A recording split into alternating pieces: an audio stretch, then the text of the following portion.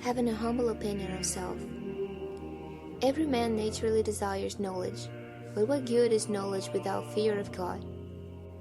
Indeed, a humble rustic who serves God is better than a proud intellectual who neglects his soul to study the course of the stars.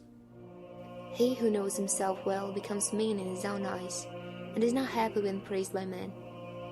If I knew all things in the world and had not charity, what would it profit me before God, who will judge me by my deeds? Shun too great a desire for knowledge, for in it there is so much fretting and delusion. Intellectuals like to appear learned and to be called wise, yet there are many things the knowledge of which does little or no good to the soul, and he who concerns himself about other things than those which lead to salvation is very unwise. Many words do not satisfy the soul, but a good life eases the mind, and a clean conscience inspires great trust in God. The more you know and the better you understand, the more severely will you be judged, unless your life is also the more holy. Do not be proud, therefore, because of your learning or skill. Rather, fear because of the talent given you. If you think you know many things and understand them well enough, realize at the same time that there is much you do not know. Hence, do not affect wisdom, but admit your ignorance. Why prefer yourself to anyone else when many are more learned, more cultured than you? If you wish to learn and appreciate something worthwhile, then love to be unknown and consider it as nothing. Truly to know and despise self is the best and most perfect counsel.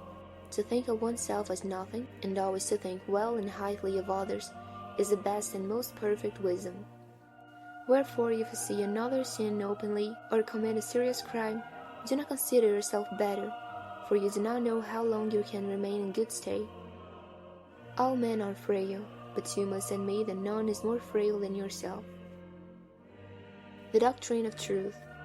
Happy is he to whom truth manifests itself, not in signs and words that fade, but as it actually is. Our opinions or senses often deceive us, and we discern very little.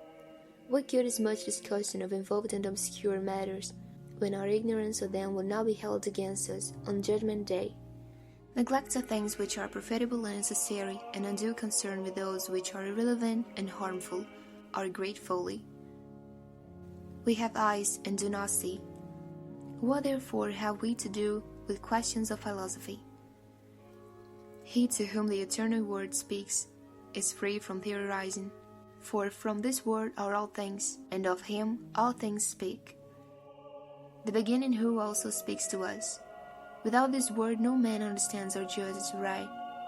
He to whom it becomes everything, who traces all things to it, and who sees all things in it, may ease his heart and remain at peace with God.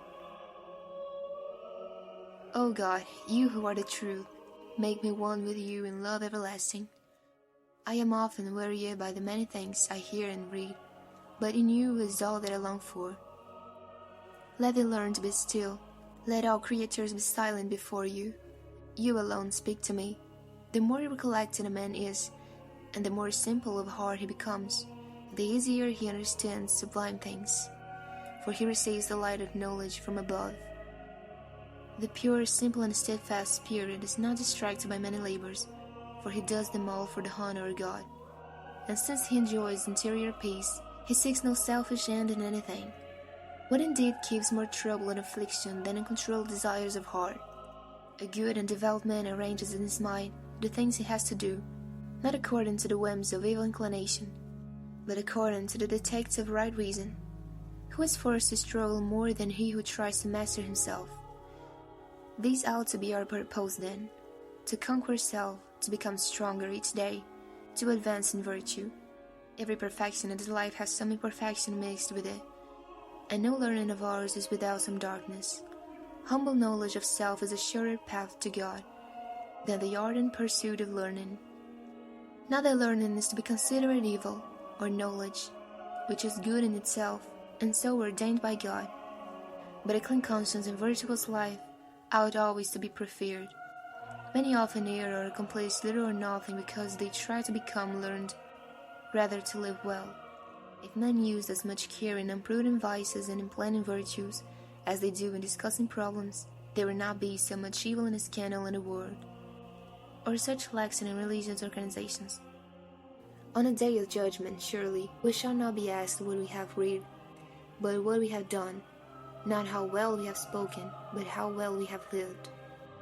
Tell me, where now are all the masters and teachers, whom you knew so well in life, and who were famous for their learning?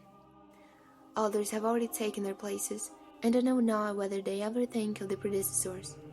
During life they seemed to be something, now they are seldom remembered. How quickly the glory of the world passes away! If only their lives had kept pace with their learning, then their study and reading would have been worthwhile. How many there are who perish because of vain worldly knowledge, and too little care for serving God. They became vain in their own conceits, because they chose to be great rather than humble.